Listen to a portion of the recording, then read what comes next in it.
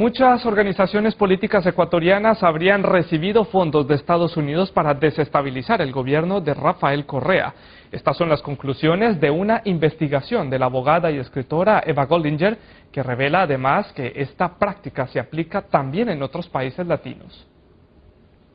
En el caso de Ecuador, el apoyo financiero a grupos de la oposición se habría efectuado a través de agencias humanitarias estadounidenses y utilizado para socavar al gobierno actual. Entre los políticos que recibieron este tipo de recursos estaría la fundadora del partido opositor. Eva Goldinger estima que de este modo Estados Unidos intenta acabar con los regímenes que no favorecen a sus intereses. Esta es una estrategia que hemos visto ya aplicado en muchos diferentes países, en donde el gobierno de Estados Unidos quiere fomentar un cambio de régimen, un cambio de gobierno, que no le favorece, no le conviene a sus intereses ese gobierno, como hemos visto en el caso de Venezuela, en el caso de Bolivia, en el caso de Cuba, por ejemplo. Si hablamos solo de América Latina, pero también es una estrategia que están empleando en otras partes del mundo, en Europa Oriental, en el Medio Oriente, o sea, en los países árabes, en donde Estados Unidos, Washington busca fomentar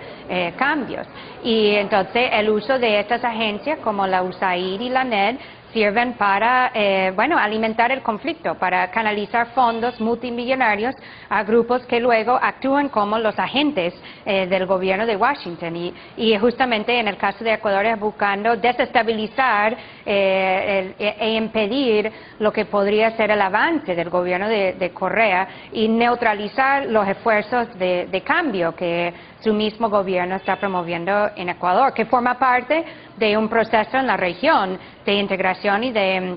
independencia,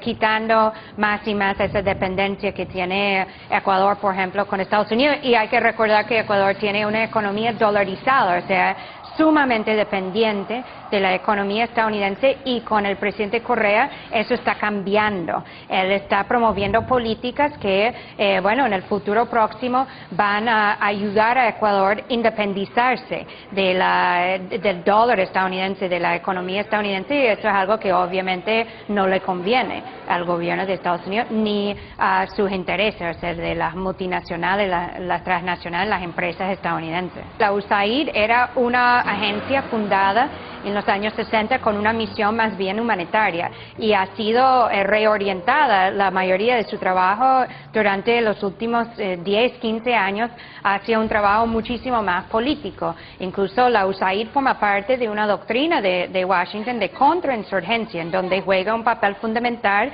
en todo lo que es así apoyar a la llamada sociedad civil para también formar parte de un proceso de transición o de reconstrucción de un país que Estados Unidos ha intervenido. En el caso de la NED, por ejemplo, fue fundada con una misión de un principio, de interferir en otros países para promover la agenda política estadounidense. Entonces, estas no son agencias que realmente tienen las mejores intenciones del pueblo de otros países, sino tienen y promueven son los intereses de Estados Unidos, y vemos en el caso, por ejemplo, de Ecuador, de Bolivia, de Cuba, de Venezuela, de otros países, de Paraguay. Esos son intereses que chocan. O sea, de lo que está promoviendo, lo que está haciendo la NED o la USAID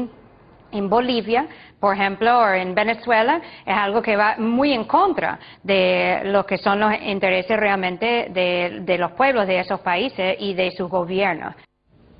La abogada y analista política Eva Goldinger nos expuso su tesis de cómo Estados Unidos intenta desestabilizar la situación política en Ecuador a través de sus agencias humanitarias.